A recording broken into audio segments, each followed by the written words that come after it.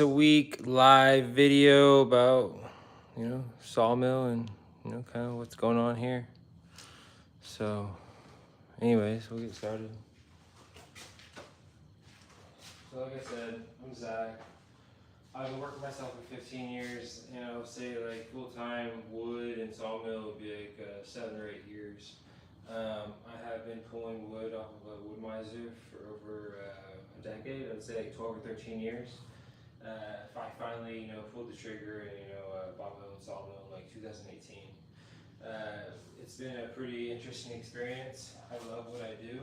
So, just recently, I'd say a few days ago, before we had some rain come in, I needed to fall this tree. A landowner reached out to me, and they had this massive tree. I needed to get it, put on the ground for them. So we were able to accomplish those goals in like an hour and a half. They were able to scoop up the, big old log with the skid steer.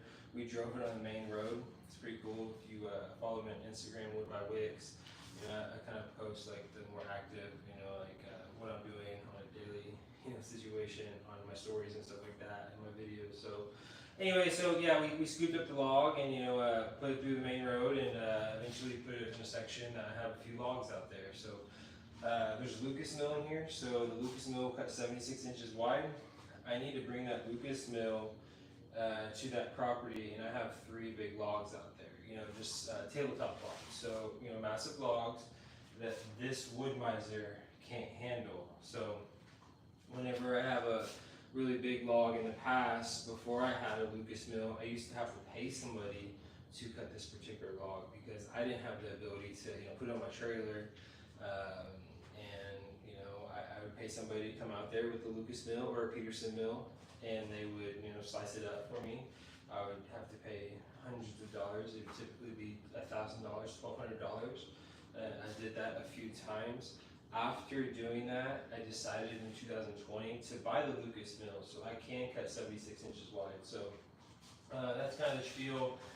It's actually, the past 3 or 4 days have been pretty great. I've sold quite a few slabs in here. I just harvested like a 60-inch wide walnut tree in the very top slab. So the smallest slab sold already, purchased. Guy's picking it up Monday. He's actually in Connecticut. He's a truck driver. He drives all the country. He reached out to me and he really liked the situation, and he put a deposit on the slab. So I locked him up for them, and that's pretty typical. So there's times where people will come from Tennessee or wherever it is in the country. I have wood all over the country. A lot of my wood goes to Texas, so people, will be traveling through and they want to look at my slabs. So there's probably like 120 drive slabs in this particular unit, and then I have a bunch of 2 and 2.5 inch, walnut, 8, 10, 12, 16, and 20, anywhere from 40 to 60 to 70 inches wide in my house and stuff like that. So sometimes people come through and they want to look at my selection, and so they buy wood. So outside of that, I have just kind of a local clientele, and they come and they buy wood on occasion. Sometimes I have customers that have been on my phone since 2012, and they're a remodel customer because I used to remodel houses for a living, and then the wood business took over the remodeling business by choice, not because it made sense dollar wise, it's because I loved taking logs to the sawmill and getting them sliced up. And so whenever I bought my first wood miser, it was fantastic. It was an absolutely fantastic machine. I absolutely loved everything about it. This is going to be an hour video. My phone's fully charged. It's like 12 o'clock. But anyway, so yeah, my first sawmill with gasoline engine. It was a cool situation. But I found out that a gasoline engine sawmill, potentially the engine will kind of quit or stop working maybe at 1,000 hours. So it was the height of COVID. It made sense to sell my gasoline sawmill, and then I bought the diesel sawmill. So I'm really glad that I made that decision in 2020, and then I also bought the Lucas mill in 2020. But these are going to be the primary workhorses for my business. Both these things are ready to eat a tree down. So these stalls, each one of these stalls, I've hand filed each one of them, and they're ready to go. So I'm looking forward to getting into the woods. It's extremely rewarding to me. So kind of a little bit about myself. I've been working myself for over 15 years. Before I did that, I used to do heating and air for 5 years. I'm 35 years old. Anyway, so yeah, I like to be prepared. So anytime I go into the woods, I like to have multiple chainsaws. You know, you can have chains, your food, water, everything you need to accomplish your goals. But my absolute favorite thing to do is to go into the woods by myself. So I have access to over 10,000 acres in the state, and I have kind of a map in my head that, of, all these, thousands of different, trees. I only harvest the walnut tree. I also like to plant the walnut tree. I have, tons of seeds, tons of saplings at my house, so that's important to me. I will say the forest will kind of regenerate themselves whenever you cut out end of life cycle tree. You cut out a big old tree that's taking up so much, canopy sunlight. Whenever that sunlight hits that canopy floor, there will be walnuts on the ground that eventually a new tree will sprout up. I promise you. So you don't necessarily need to replant. I like to. I also have a bunch of walnut trees in my house. So anyways, kind of just managing the trees, knowing which trees are like these are really healthy trees. I know of over 1,000 different walnut trees in my state. They're extremely healthy. They don't need to be cut out. 20-inch wide, beautiful. Cutting them out, they're perfect logs to cut out if your goal was get the lumber. But my goal is to maximize the board footage that I have access to. So a 20-inch wide walnut tree, if it's healthy, there's no incentive for me to cut this tree out right now. If I know of a 30-inch wide walnut tree that's kind of shows decline, end of life cycle, there's degrade in the canopy, there's bark falling off in the canopy, you see signs of insect infestation, you're kind of curious if this stem is going to be yellow. Well, my favorite thing to do, my worst favorite thing to do is to cut a tree down on the ground, and whenever you cut it down, the stem is completely yellow. That's the worst thing to do because you just went through all of that, all those resources to put a tree down that's 100% degraded. My favorite thing to do is putting trees on the ground. I've cut over 10,000 trees in my life, okay? Primarily cedar trees, with thousands of walnut trees. Putting a tree down on the ground, and whenever you're bucking the log, your farthest point of you desire to procure this portion, your farthest point shows signs of decline. So whenever I cut that very end, there's yellow in the stem up towards the canopy, and then I cut my next saw log and it's completely brown. Cut my next saw log, it's completely brown, and I never see metal in the log. Okay, so that's my favorite thing to do, is to cut a tree down that shows signs of decline, end of life cycle, whatever's happening in its environment. This tree needs to be plucked out. There's other trees around it that are very healthy that don't need to be plucked out, but you need to pluck this tree out. So if it is a tree that you can pluck out by yourself, you do that. But if it's a massive tree that has lots of canopy space and there's going to be lots of collateral damage whenever you fall that tree, my buddy Clayton's going to come out in the woods with me and he's going to climb the tree. He's going to get paid to climb the tree. 1 second. So every 15 minutes these lights go off. So I can't control that. But anyway, so every time I need somebody to come in the woods with me to safely dissect a big walnut tree, it's gonna be Clayton, my buddy. He's a friend. He climbs the tree. He knows how to put these, branches on the ground safely. And then we're going to have a single stem. Then we'll be able to follow the 30-inch wide walnut tree, or then we'll be able to follow the 40-inch wide walnut tree. What was so frustrating about the last harvest I did, which was like a week and a half ago, I spent days, Monday, Tuesday, Wednesday, digging out around the base of this walnut tree. There was points that were 70 inches wide, okay, just with the flare, not necessarily the DBH. Just spend lots of time. I wanted that flare. I wanted that wide section at that first cut, okay? Spent many days doing that, and whenever I started cutting the log, I knew that there was metal in it. I saw some metal in it, but whenever I cut into that log, there was 40 or 50 different pieces of metal in that log. I attacked it with old chains multiple times, and I knew that I didn't want to bust out my brand new chains on that log until I eliminated that liability. So that was just all metal ridden. I had to cut 3 feet off this massive log. It completely wasted my time because I spent time digging this flare out. I had to cut it out. I'm doing this all by myself. And it took me probably 2 hours to move this massive piece away from my Lucas mill so I could come and, you know, attack the rest of the log. I reduced it from 17 feet to like 14 feet. So it was unfortunate. It would have been even more heavy than it already was. It was a downhill setup. So whenever I set up on a Lucas mill, my Lucas mill, so there's like 20-foot rails over there. There's a 76 inch like machine over there. I'll take you off the tripod and I'll show you some things. But there's so many attachments.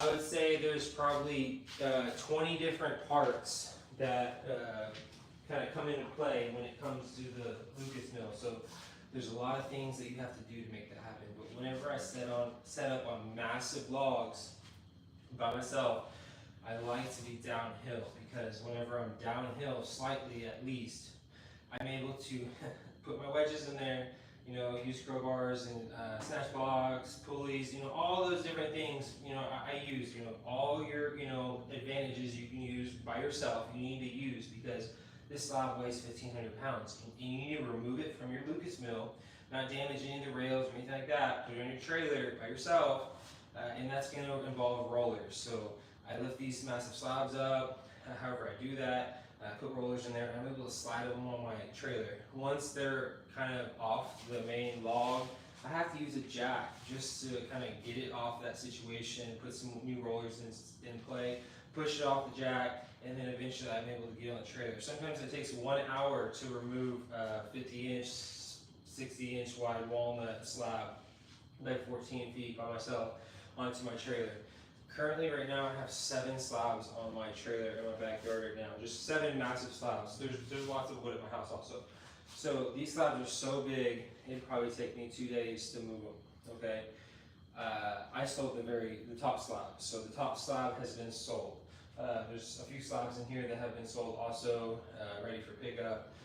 Sold quite a few slabs in that bunch of seasoned wood. There used to be a different slab set over here, and it's kind of a crotch situation, 5/4. A majority of those are sold. I only have a couple left. So just been selling lots of wood lately. But all I'm getting to is there's lots of maneuvering when it comes to, you know, selling slabs, and, you know, if you're selling green wood, you know, there's gonna be a lower price. You know, these people that are buying this wood that's fresh off the mill, they're gonna put it into a vacuum kiln at one point in time, and then they're gonna finish it out, and they're gonna turn it into their tables. The reason that they travel from multiple states to come visit me is because my prices are extremely low. My overhead's extremely low. I buy my machines in cash. Like, I don't have anybody working for me on a full-time basis. I have been working myself for 15 years, so like my overhead for this business is like $370 a month, and I don't have to worry about anything outside of that. Now, if I want to keep blades, pumping brand new blades, there's like 300 or 400 blades behind you, you know, one-time use. But I use brand new blades every single time. If I need a blade with the sawmill, I currently only have 5 blades right now for this sawmill, which is completely fine. I don't plan to cut wood for anybody for at least a week and a half. So if somebody called me, like I do have a few, you know, scheduled customers, you know, a few weeks out, but if somebody called me and wanted me to cut wood for them right now, I would tell them I'm a week and a half out, because I don't want to do anything for the next week and a half. And that's already decided. So whenever you work for yourself, like, I established that. Like, I don't answer to anybody. I like working for myself because I have the freedom of time. I take my kids to school every single day. I pick them up every single day. I'm never late. I'm usually like 5 minutes early. If I'm not early, that's considered late when it comes to appointments. Most people, when it comes to, you know, wood scheduled appointments, are going to be late. My favorite customer is going to be, you know, there's over 5,000 contacts in that phone that you're looking at me right now. My favorite customer is somebody that is punctual, somebody that communicates. Let's say if you're supposed to be here at 3 o'clock, and at 3 o'clock you text me and say, hey, I'm sorry, I'm swamped at work, you know, I can't get over there at 3 o'clock. you should have forecasted that to me at least 30 minutes ago because you knew you weren't going to hit your 3 o'clock situation. That tells me that you don't value my time. So the next time you reach out, if I would love to show you. But I'm not going to be here early. I'm going to go for whenever you tell me you're on your way, then, or tell me you're at my storage, then I'm going to leave my house, which is a quarter mile away, and then I'm going to meet you here. So, my favorite contact is somebody that tells me that they want to buy wood, they schedule an appointment, and they communicate, they come, that they buy wood, and they go do the things that they want to do. My worst thing to do, which has happened hundreds of times, I've sold over 10,000 pieces of wood in my life, and my worst thing is when someone completely wastes your time. I think it's very important to value people's time because my time is very important. The reason I work for myself is because I value my time. I like to take my kids to school. I like to pick my kids up from school. I like to be able to do whatever I want to do that my wife tells me that we need to do. So there's lots that goes. This machine is a blessing and it's a curse. There's times where I'm working over 100 hours a week with this wood miser. There's also times where I'm working 10, 20, or 30. So if you plan on getting a wood miser, make sure you have a plan on, there's lots of workflow that goes behind it. I will say the wood sale of my business doesn't support, my livelihood. It's going to be a combination of wood sales, cutting logs, and, for customers. I've cut for over 250 customers in the state of Oklahoma, cutting logs for, customers. And then, you're going to have a wife, she's going to have a job, she's going to do her thing, and, you're going to, contribute to the household, and you're going to be able to, have like a livelihood, and you're going to be able to, grind and just work. But as far as like this business in my particular area, I'm not in timber country. The sawmill is only used probably 3 or 4 times a month, and that's completely fine with me because whenever I bought this sawmill, I didn't buy it to go cut logs for people. The reason I bought this sawmill is because I've been working for myself for 15 years, and I always saw so many different points during that time that I needed something. I needed a new paint sprayer, I needed a new Graco, or I needed a new compressor, a new chop saw, new table saw, whatever it is, new power washer. You see all these things that instead of buying, like I've purchased like 3 or 4 different of those, $300, $400, $500, Troy Bill power washers at one point in time. Used to have a power washing business, and then at one point in time I was like, well, instead of buying these cheap ass power washers, I'm gonna buy a $1,500 power washer. Well, guess what? When I bought that $1,500 power washer, it lasts for over 7 years. It was a fantastic machine. You buy once, you cry once. Sometimes you can buy twice and you can cry twice. So, I feel like you need to buy right. So that ramble of mine, like, if this is not the channel for you, unsubscribe. But what I'm trying to say is that there'll be many times through your entrepreneurship career, your business career, if you're just starting out, or you might have been a business owner for 20 years, 30 years. I've been a business owner for 15 years. But there's been so many times where I have seen a need for a tool, and I needed to buy it. Because I was either renting it, I was going to Lowe's or Home Depot to, rent a jackhammer. You go what all the things that you might rent at one point in time. You'll see, well, you rent a trailer. Well, I've rented a trailer a few times. I've had 2 different trailers now. I won't rent a trailer now because I have one. So I saw at one point in time, 2018, that I was spending probably $30,000 at one point in time. From 2018 to 2013, I probably spent $20,000 to $30,000 taking my logs to a sawmill that had inconsistent cuts, lack of communication. You don't know exactly how much it's going to cost you when you drop your logs off, which is, you don't know when you're going to get the logs back. So taking logs to another sawmill for 4 or 5 years, it was like a no-brainer choice in 2018 to spend the money to put the tool in my tool bag. And I've loved it ever since. So that's kind of my ramble on the wood miser. There's lots that go behind it.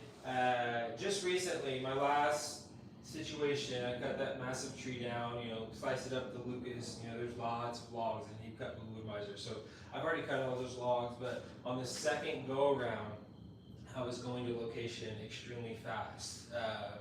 I was looking to get done with the day because I was going to the property multiple times. I've been there. I was going there to cut smaller logs, okay? And I wanted to get there pretty fast. So I was traveling a little faster than I needed to travel. So I did break my travel hook. So the well, broke, and that kind of shakes your sawmill around more than I like it to be shaking around whenever I'm in travel mode. So that happened. I was kind of frustrated. I cut a bunch of cookies. Let's show you the cookies. Look at this massive thing. Let's show you. Did you even watch them? Talking to myself. A couple people watching. Look. So look at this massive thing. So this is like, whatever, 8 inches thick. But cut a bunch of cookies. I can cut honestly, I cut like 75 cookies. Not all these. There's some small ones too. Small stuff like this, okay? But I cut a bunch of these. I cut like 40 of these. I love cutting these cookies. I could have cut these logs into slabs, but I have hundreds of slabs. I have hundreds of 200 slabs. I needed cookies, so I spent 4 or 5 hours cutting these cookies, and in the time I rushed to get there, broke my travel hook. I was kind of frustrated. It was like 100 degrees. So whenever I was cutting these cookies, on my very last log that I cut, I was just trying to get done with the situation. The blade was dull.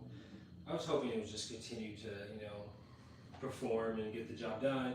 Anyways, blade came off of the sawmill on the very last log. It happens occasionally, so I had to put a brand new blade on because I wanted flat cuts. If it's not a flat cut, it's not going to be stored and stacked in here. It will be. I'll burn it for my house or my burn pile in the backyard. I'll give it away. But if it's not a flat cut, it's not going to be stacked in any of my stacks. So it was kind of a frustrating day. I did have to cut a bunch of logs with the chainsaw, so they got pretty messy. I put these chainsaws in dirt, so I had to get those all ready to go for that previous log I just put on the ground, a few miles away from me. But cutting these cookies is pretty cool. If you want to ask me for a price point, a piece of wood like this, to me, I value it at $40. It's fresh off the mill, $40. It's like, I don't know, 30 inches wide, 2 inches thick, fresh off the mill. I tell people, I make seasoned posts all the time for like slabs, and people buy seasoned wood all the time. And sometimes people come here whenever I make a post with green, fresh off the mill wood, and whenever they get here, they're like, "Is this kiln dry?" I'm like, I said this was like green, fresh off the mill. Now, if you want like a dry piece of wood, you should choose this piece of wood. This piece of wood has been cut for 2 years. It's really dry. But whenever it's like green, fresh off the mill, like, no, it's just not kiln dry. So I don't kiln dry any of my wood. Majority of the wood that I cut is going to be 5/4 in this particular unit because it can dry in 1 year. My 2-inch wood, my 2.5-inch wood, 3-inch wood, typically is going to go into my backyard. So I have tons of stacks, tons of bules. I like to strap and sticker all my material. So these are pretty cool. I've actually sold 3 or 4 of them. And then I just sold like 8 of these. These I just showed you. Like I sold 4 earlier today, so I made $80. Selling 4 of these, which is cool. It took me a few moments to sell those this morning, and then yesterday I sold a couple of them, and then the day before, the day after I cut them, I sold a couple also. So $20 price point. That cookie took me probably 2 seconds to cut. But there's lots of prep work to get to that point. So that's one of my most profitable items, is a small $20 or $40 small chunk of wood that is irrelevant to my business. I like to cut them. They're beautiful. They're kind of cool, but it doesn't necessarily it's not like my A grade bules that I'm trying to stack and sticker and not sell type deal. They're just kind of, sometimes some of these logs I throw in burn piles. So I literally potentially would have thrown this log in a burn pile, and I just turned like 8 inches of the log into $80. So, and it was like a 16-inch diameter log. So, that's a win to me. So, I love selling wood. I love selling slabs. I absolutely love selling slabs. I love cutting logs. I absolutely love cutting logs. So we are going to end this video in 10 minutes. The reason I wanted to make this video is because this is a pretty interesting day for me. 1 year ago today, 1 year ago today, I remember it like it was yesterday. 1 year ago today, I got a phone call. I was in Illinois. My mom was in Washington State because my sister lives up there. Brother lives in Costa Rica. No one's in town. Dad's taking care of all the dogs, okay, in Oklahoma. 1 year ago today, at 6:55 in the morning, I get a phone call from Carrie Nolan. Known her for 30 years, okay? If you get a phone call from somebody you're going to talk to, in a few months, phone call, you see him, you talk to him, but like a phone call at 6:55 in the morning. I was in the shower. That's just going to tell you what was going on. Like, I was having the time of my life. Like, I just cut like some massive wood. I still have that wood. I sold a pecan, but I have some massive walnut prior to my dad dying, and it was just like kind of like top of the world, like having a super fun time, not having to worry about money, like you don't have to worry about like paying your bills, because like, and that's still the case right now. Like I don't have to worry about like paying bills. Like it's always nice. You always need to continue to make money and stuff like that.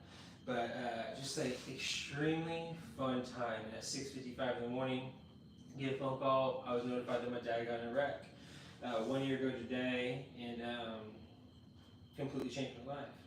I haven't been the same since. It put me in like 4 to 5 month absolutely no procurement of wood. I was procuring no wood. There was no reason. Why was I wanting to procure wood? I just lost my dad. I used to talk to him all the time. Wasn't procuring no wood. Trees are still growing, landowners go out there and visit them, make sure everything's cool. Landowners are still happy. They understand the situation. I have paid my landowners probably over $20,000 in the past 7 or 8 years. That's $100 bills. I pay for my trees. So once that particular time happened, I was procuring no wood. I did 3 or 4 sawmill jobs in like a 3 or 4 month stretch, because like I just like didn't have like the motivation to like go work. I was just like so pissed that my dad died. I did spend 2.5 months completely remodeling his house to get it on the market. It's kind of like my background. I can take the house, fix it completely up on myself, and sell it. So that's what happened.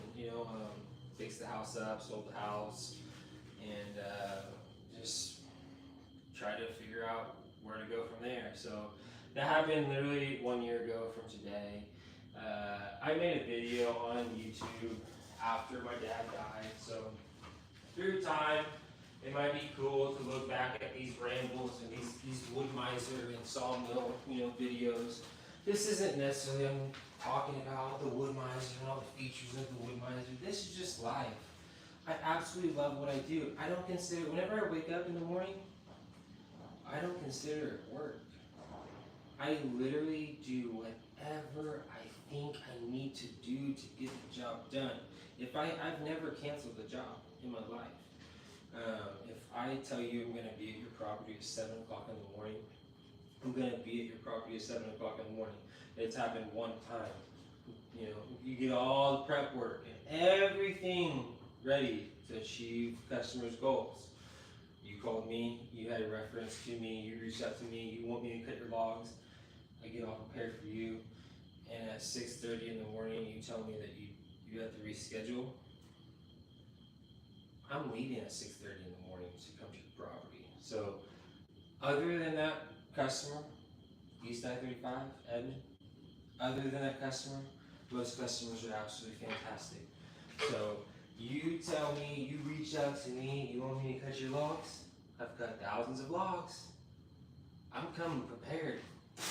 And the last minute, cancellations are like, rain, sleet, or snow, we're cutting these logs tomorrow. I don't care what's happening.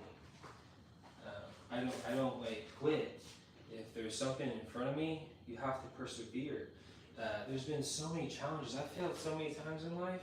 I would still consider myself, some type of stage of failure, because you fail, you learn from it, and you do something different, and you grow from that experience. So yeah, man, you just gotta continue to grind. Business is not easy. I know so many people right now that are struggling.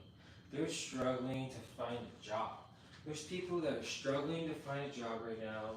They don't know what to do, and I kind of feel like if you have a desire or a love for some type of situation in your area, figure out how you can turn that love into a passion, into like a business. How can you monetize this situation? So that's kind of what I've done with the wood miser. I love the wood miser. I will always have a sawmill. I have 2 sawmills right now, the wood miser and the Lucas mill. So God bless you guys. Favorite burls. Let's pull one out just for the 1,900 subscribers, guys. Appreciate you. 1,900 subscribers. Let's say a year and a half ago, I was happy to get 1,000, because once you get 1,000 subscribers on YouTube, you can go live. So I felled this tree on 23rd Street in my city. I saw a guy with no legs in the front yard, okay, picking up branches off this tree. Well, I've seen this tree in many years, okay, and I really wanted this tree. This just so happens to be around the ice storm. So there was a massive ice storm in the state. The state is going to pick up all debris at the curb. Well, you see somebody with no legs picking up branches from this tree. I pulled in the driveway and said, hey, let me fell the tree completely for free. I'm going to slice that wood up on your property. I'm going to take it out, and I'm going to put all the branches at your curb. He said, that'd be fantastic. And that's what I did. I literally felled this tree on 23rd Street in Oklahoma City. The reason I actually had to throw it on 23rd Street is because it was kind of leaning on 23rd. I wanted it to go right. I wasn't able to achieve those goals during the situation. I had a couple guys go in the street, stop cars. I dropped it in the street. After I, dropped it, I ran into the street. I would say 1 minute later, the entire street's clear. It was just small branches, and then the work began. You have to cut all the limbs off of it. You have to cut all the logs, however you want to cut them, and you have to slice the material up. I had these massive Ys, just fully burled up. I sold them, but they look like this, just massive, just beautiful, beautiful piece of wood. I wish I had all the burls I've ever sold in my life, and I wish I didn't have any of the dollars that I kind of procured from those burls, and the customers had those dollars, and I had every single burl I've ever procured, because the amount of money that I sold those burls for was extremely too low. So I wish I had all the burls I've ever cut. I wish I didn't sell any of them. My favorite burl in my collection is going to be the red elm burl. Just so many eyes in this burl. Dropped it on 23rd Street. Kind of like an urban wood burl. Most burls are going to come from just deformities in trees, and sometimes they'll come from the forest. So I actually have quite a few burls in the forest and trees right now. I know of. Why did you cut them out? Why would I cut a massive burl out of a tree when I have access to this tree? I can cut it down whenever I want. It's a massive burl, box elder burl, and some walnut burls. Why would I cut these out when these trees are still thriving and healthy? My favorite tree that I have access to right now is going to be a massive burl. It's all up in the ground, okay? Just burly. And it's not a graft tree. It's a Claro walnut tree. Majority of the trees in my state are going to be considered Claro walnut. Most people pass them along as black walnut. There's English walnut. but technically it's going to be Claro walnut. So these burls are just absolutely fascinating. I will cut them down one day, but there's no reason to because they're just getting bigger. I'm either going to be losing more footage right now at this particular time because I'm not keeping up with production on trees that actively need to be cut out, or I'm gaining more footage because the trees I have access to and I manage are growing. So it's kind of a cool situation to be in. These are 661Cs, primary saw. Just kind of keep them clean. I have multiple filters in the truck. I have the rollers for this machine, the dry belt, up and down belt. Any belt for this machine I have on hand just in case something breaks. I typically have extra sprockets. I usually have a couple extra sprockets for these saws. I just recently went through a couple sprockets in the past month and a half. I broke a couple sprockets. I do a lot of plunge cutting, so I put my face in there. I plunge cut these trees. I completely bore them out. So I'm going to form my hinge proper. So like my hinge is going to think about it as a door. So I like to form my hinge proper. You got a proper hinge. Depending upon your width of your thickness of your hinge is going to be depending upon how big your tree is. So you cut your face cut in there. You bore cut these trees. You form a proper hinge. You bore everything out. You throw some wedges in there strategically, and then you form a trigger in the back. It's kind of like a back strap. So the only thing holding that tree, assuming the weight's leaning how you want to lean it, and you're going to be able to pop it over without wedging it over, all you have to do is cut that trigger, and that tree falls, where you tell it to fall. And since you severed the complete inside of the tree, there's not going to be any like fiber tear. There's not going to be any shake. I hope it's falling properly. You're not damaging a bunch of logs and stuff like that. Sometimes really big trees, instead of following them in entire tree form, I like to have my climber climb up these trees and dissect them. And sometimes they say you have multiple crotches up in these massive. You have a 40-inch wide walnut tree, you have multiple crotches up in this tree. Well, if you were to follow that tree as it is, there's a chance that you could get some cracks in your stem. There's a chance. Okay, it could happen. I want to prevent that from happening. So, anyways, guys, God bless you. Thank you so much for following along. I had to do a video today. 1 year anniversary of my dad's death. Completely changed my life. He actually bought me one of these saws right here. I think it's this one right here. There was a time with my sawmill, so I would say like 6.5 years ago. There was a time, so I had a couple chainsaws. They broke, okay? I didn't have any chainsaws. I had a gasoline sawmill, just like this, but gasoline. Didn't have any chainsaws. I own a sawmill business. Didn't have any chainsaws for 6 months. All I had to do is come up and I could do any cutting with my sawmill. I told my dad about that situation. He bought me the biggest saw I've ever owned in my entire life, and ever since then, I accumulated another one. I saw one of these at a pawn shop. Okay, I saw the other one at a pawn shop for a really low price. Okay, and it looked brand new. I saw it at a pawn shop.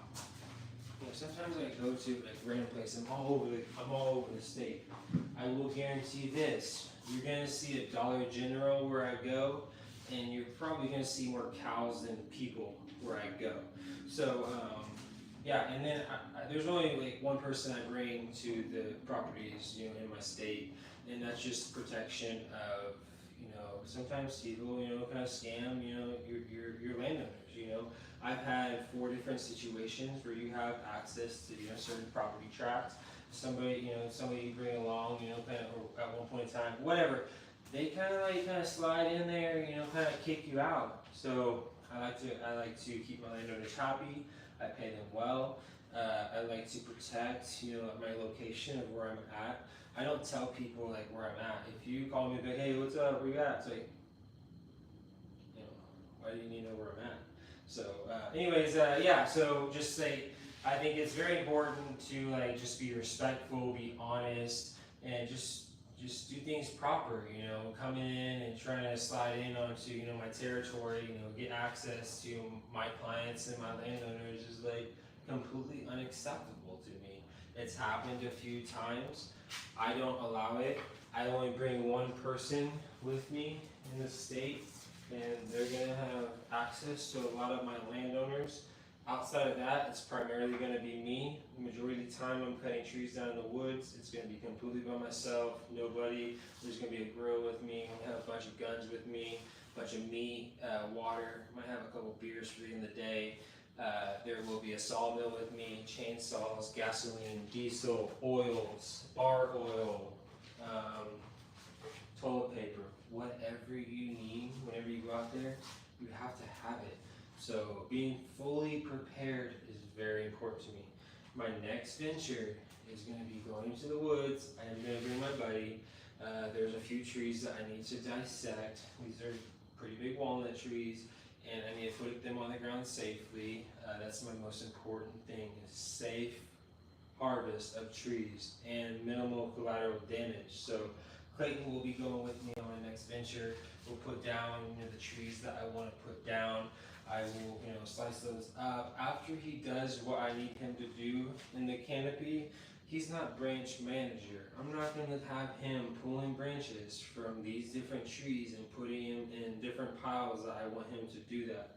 His job is strictly to climb the trees and take the branches out or fall the tree from the ground. And that's it. Not going to ever let that guy touch a branch. I've already told him that. So I really like our relationship that we formed over the years. We've been working together for over 5 years. Absolutely love Clayton. I wouldn't be able to achieve some of the goals that I want to achieve without him. I will tell you this much. That massive 60-inch wide walnut tree that he was able to top for $350 for me, I wouldn't have been able to achieve without him. I could have used a different person. I could have done something completely different. It might have been a little bit more risky. It would have cost more money. But ultimately, the only reason that I have that price point for this particular individual is because the relationship and the friendship that we've formed for the many years that we've been working together. We love working together. He doesn't work for me. Whenever I have him out to accomplish my goals, he's not working for me. We're working together on the goals, and I'm actually working for him. Anything he needs, I'm gonna make sure he has. He's gonna accomplish my goals. We're gonna accomplish the goals that I set forth before I even got into the property. He's gonna leave, and he's gonna get paid. I'm gonna be able to accomplish my goals. So setting goals is extremely important to me. Anyways, guys, I'm gonna be on the Woodpreneur podcast. It's my second time to be on it. Jennifer reached out to me. I believe that's her name. So that'll be pretty interesting. So yeah, just small business, small wood miser business, nothing fancy. I have no desires to scale the business. The only scaling I want to do is going to be the amount of sawmill jobs I do on a monthly basis. As far as expending extra money on assets to, like a new skidster, get a shop so I have a bigger footprint. Like, I have no desires to do that. I will say I'm itching to buy a piece of property so I can build a house and build a shop on. That will happen one day, and it will need a skidster. So one day I do desire to buy a piece of property and build on it and build a shop and kind of have a bigger footprint. But until then, I have no desires to spend any money on this business. I'm going to spend $350 directly targeting Facebook ads for the sawmill services in my state. And that's going to happen pretty soon. That's going to happen in like a month or so. I'm kind of like chilling for the next month. I have a few things kind of lined out, family things and stuff like that. So I'm looking forward to targeting a different audience that I've never targeted before. I'm also going to do some Google AdWords and stuff like that. So it'll be pretty interesting to see what my return on my investment is. I haven't spent money on the business since I purchased the equipment and stuff. But the last time I spent additional money on just like business would be the home improvement and repair business. And I did some advertisement, and there was a pretty big return on the investment. And I've never spent any money on this business to kind of reach other customers.